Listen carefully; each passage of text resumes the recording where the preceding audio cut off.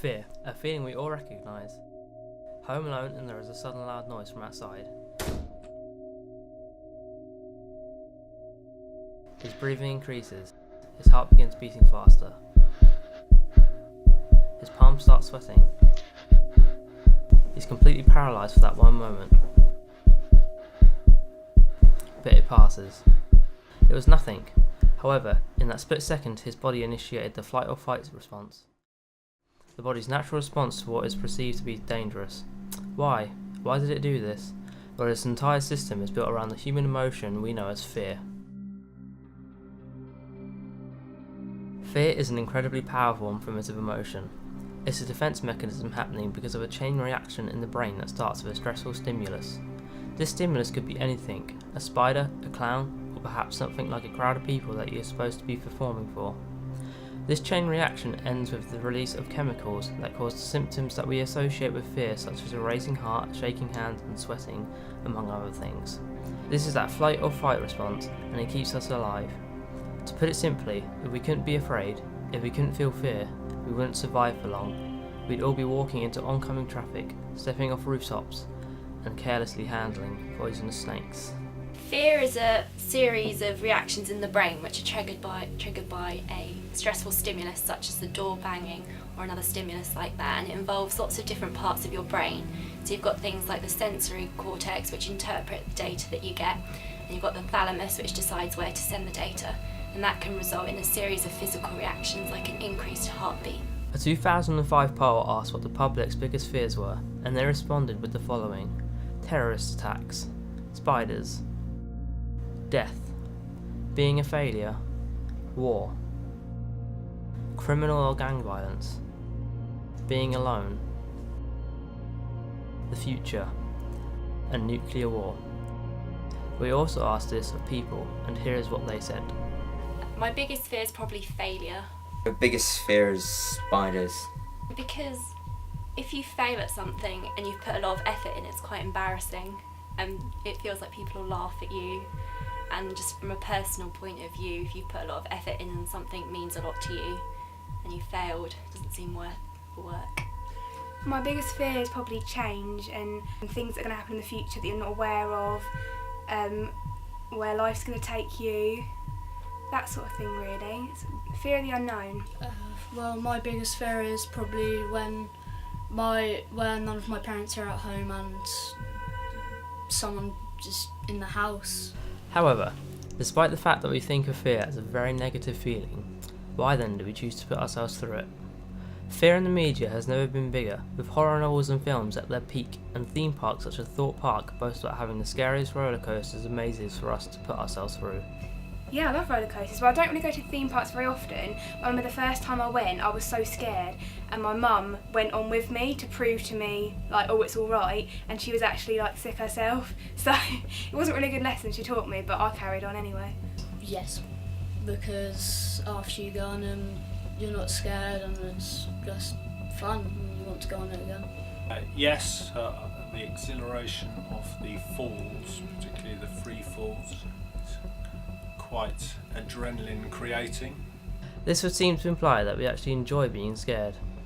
The truth is that when we are threatened, be that by a lion in the jungle or by Freddy Krueger when watching A Nightmare on Elm Street, we feel like we have increased strength, power, an adrenaline rush, named so because of the chemical that is released. We as human beings are drawn to this feeling, and so no wonder we seek it out within the safe and secure environment that a 90-minute scary movie or a 2-minute thrill ride provides. Focusing specifically on film, there's something about horror films that specifically speaks to us on a human level. Millions of years of evolutionary psychology has placed certain fear triggers within our mind that we all share, and horror films play on this. Fear of the dark where predatory animals might be laying. Take for example, the famous movie characters of Dracula and Dr. Hannibal Lecter, who some may argue are cannibalistic in nature in order to take advantage of our fear of being eaten alive. The thing is, horror films don't actually activate any fear responses in the amygdala, the portion of the brain associated with fear conditioning, but instead all activity is focused in other parts of the brain, such as the visual cortex, responsible for processing visual information, the insular cortex, associated with self-awareness, and the dorsal medial prefrontal cortex, the part of the brain associated with planning, attention, and problem solving. This might be that the purpose of scary movies is to strike fear, but that scare that we are looking for is a safe one, and we are well aware that when we leave the cinema in an hour or two, we're not going to have any holes in our head and our hearts will still be in our bodies, unlike these unlucky people.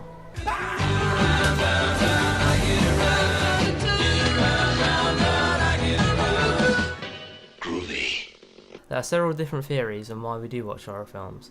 Greek philosopher Aristotle, who admittedly hasn't managed to catch the latest Friday the 13th yet, said that people are attracted to scary stories and violent plays because it allows us to purge our negative emotions to release pent-up feelings of aggression. However, research has actually shown that watching violence actually makes people feel more violent. Sorry, Aristotle.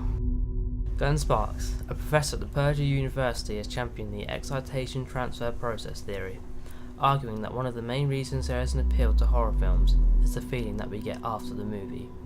When watching scary films, our heart rate, blood pressure, and respiration increases, and this physiological arousal doesn't leave us after we finish. This amplifies any positive emotions that we then feel, and these feelings are intensified. Instead of focusing on the nasty fright that you felt during the film, you think back on the great time you had afterwards. That said, if you had a negative experience after the horror film, then your feelings would be equally amplified, and these negative feelings may sway you towards catching a rom-com next time. Me at hello. Another theory put forth by Marvin Zuckerman in 1979 proposed that people who watch horror films are often reported to have a greater interest in exciting things like roller coasters and bungee jumping, so they are watching it for the thrill. It is also posited that horror films are a reflection of our societal fears. If you look at the history of horror, zombies in the 60s did mirror Vietnam. Nightmare on Elm Street as a mistrust in the authority figures fueled by the Watergate scandals. No, I again respectfully will not quibble with you. And zombies again in the 2000s as a reflection of our viral pandemic fears. However, these theories do fail to provide a complete answer. More definite was a 1995 study of 220 high school students who were made to watch slasher movies. It was concluded that motivations for watching such films fell into 4 general categories. Gore watching, characterised by low empathy, high sensation seeking, and in males a strong identification with the killer. Thrill watching, high empathy and high sensation seeking, motivated by the suspense of the film and more identification with the victims. Independent watching, high empathy for the victim with a high positive effect of overcoming fear. Problem watching, high empathy for the victim but characterised by a negative effect, sense of helplessness.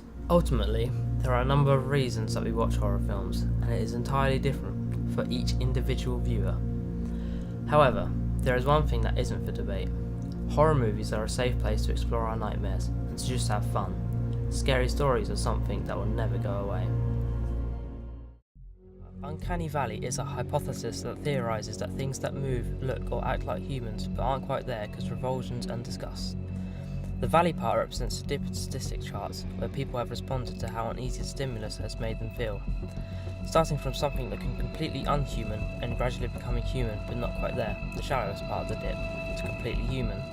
This can be directly related to why we may be afraid of clowns. However, there is something more to that. Humans are afraid of the unknown.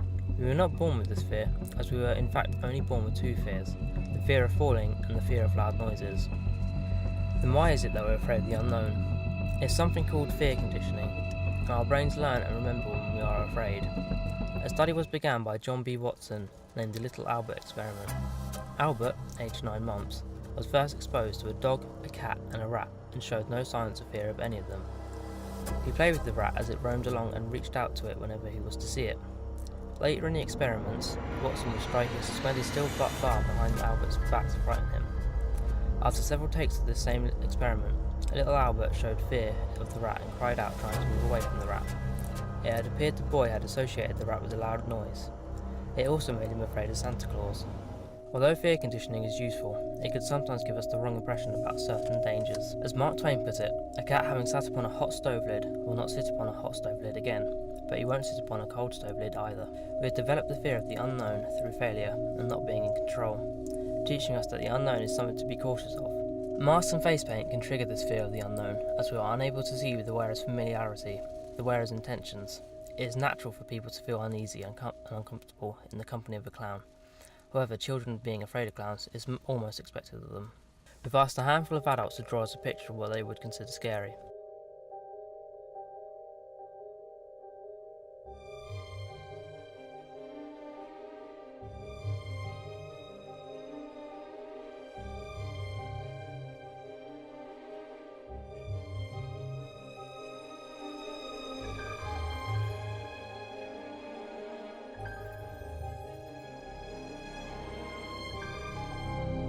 Drowning. Really, it's more about not being able to look after my children, not having any control and being able to protect them and losing them, and not being able to breathe, really.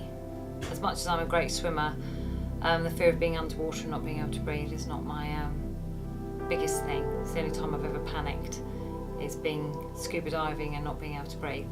I didn't like it. And not being able to protect my children if they get hurt. And I can't do anything to stop it. So I drew this, which was a recurring dream I used to have, which I linked to fear. When I was like a little dot, and all these other dots were going around in a square and bouncing around and getting together, so they became massive, and my little one was going to be crushed. And I always used to wake up just before we collided. And then the last time I had it, I actually started joining up with some of the other dots, so I was getting bigger as well. And that was obviously me overcoming the fear, but I think fear for me is just not being able to cope with something and feeling helpless against a bigger force. My drawings of eyes.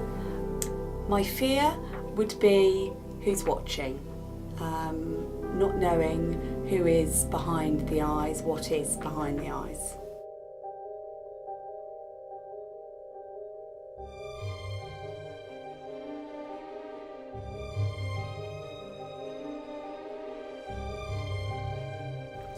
We then asked the same question to a group of people under the age of 18.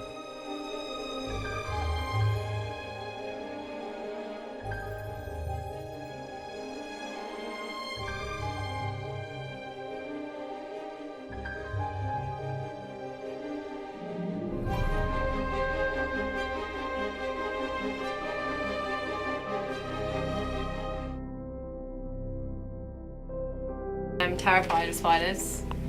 I have to get like my little brothers and stuff to take them out of my room. I am scared of dying, like not knowing what's going to happen next and things like that, just not existing.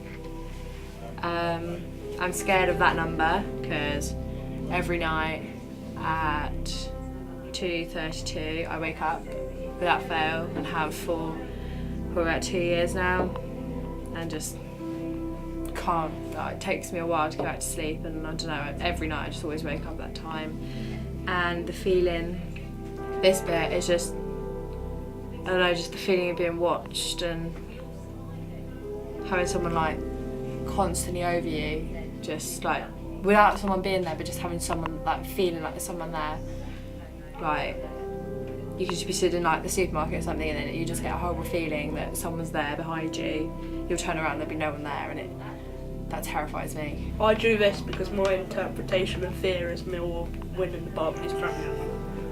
I drew this picture because I'm afraid of the dark and death. It is interesting that general fears change at different parts of one's life.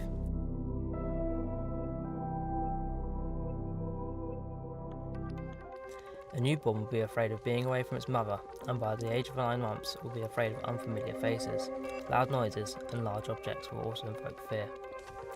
From ages of 3 to 6, children will be afraid of imaginary things, such as monsters, clowns, the dark, and sleeping alone. 7 to 16-year-olds will begin developing more adult fears, such as being in pain or injury, natural disasters, death, and being in front of a crowd of people.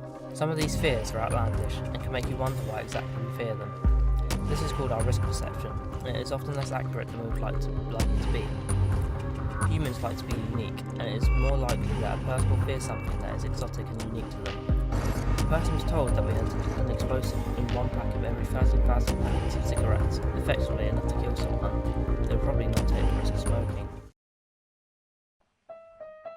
Let's say you're sitting in an interview room for a documentary based on fear.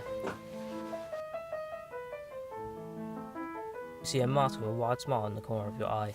Oh my god.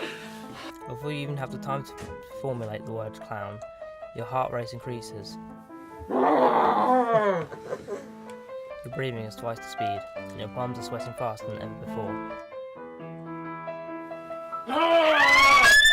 Oh my god! Your body is initiating the flight or fight sequence, blasting alarms to the brain. What the hell, bro? Little after the brain has associated words like Alex and idiot with the circumstance the person is in, making them feel embarrassed and giggly. As a survival mechanism, the brain works fantastically, but these people have never been in a psycho killer clown scenario before in their lives. It's through association that we can fear such things. The question that you have to ask yourself is this: what happened deep in the hidden eras before history began that could affect the entire human race so evenly as to give the entire species a deep, instinctual and lasting fear of pale beings with dark, sunken eyes, razor-sharp teeth and elongated faces?